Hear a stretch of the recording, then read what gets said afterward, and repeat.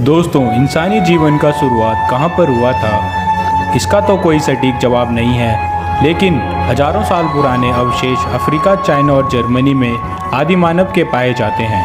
आज से 70,000 साल पहले आदि मानव का एक दल भारत आता है और 45,000 साल पहले उनका एक दल यूरोप और 30,000 साल पहले एक दल ऑस्ट्रेलिया की तरफ जाता है। मौसम और फूड चेन में बदलाव के कारण वो हमेशा एक जगह से दूसरी जगह जाते थे, लेकिन समय के साथ साथ उन लोगों के रहने, चलने फिरने में बदलाव आया। साथ ही उनका शरीर की बनावट में धीरे धीरे बदलाव आने लगे थे।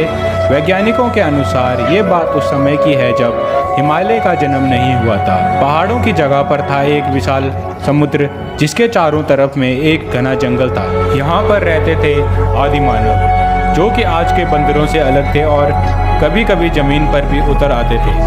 खाने के लिए इनके पास कोई कमी नहीं थी, वो पेड़ों के फलों को संग्रह करके खाते थे। शुरुआती समय में इसी प्रकार जीवन जीते थे।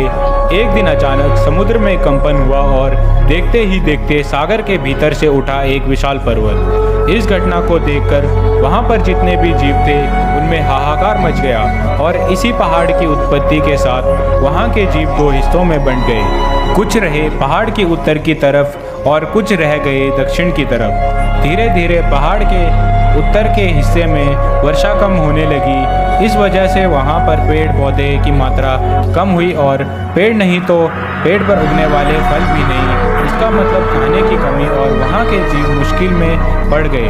विशाल पहाड़ की वजह से दक्षिण की ओर भी नहीं जा सकते थे। अब आदि मानव के पास एक ही रास्ता था, उत्तर की ओर आगे बढ़ते रहना।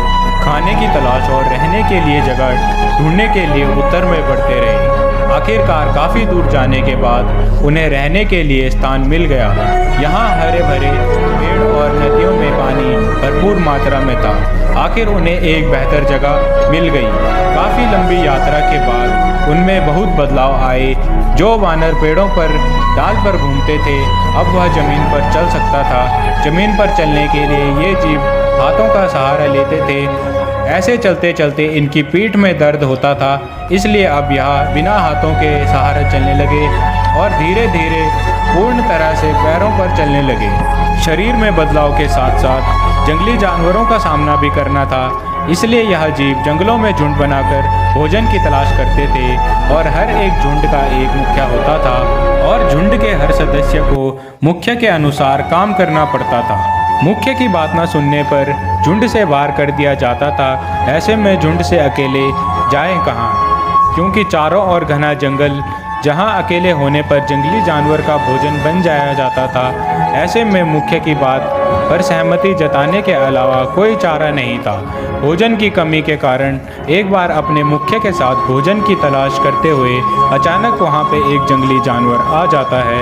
अपने बीच जंगली जानवर को देख सब डर जाते हैं, लेकिन वहाँ के युवा आदि मानव अपने जोश के दम पर उस जानवर को हरा देते हैं। ऐसे ही जंगल में भटकने के दौरान तेज वायु के कारण पेड़ों में टकराव होते हैं और अचानक चारों तरफ आग लग जाती है, जिस कारण वहाँ के असहाय जीव आग में मर जाते हैं और पहली बार आदि मानव का सामना आग से होता है। धीरे धीरे आग पर काबू किया और भुने हुए मांस का सेवन करना शुरू किया।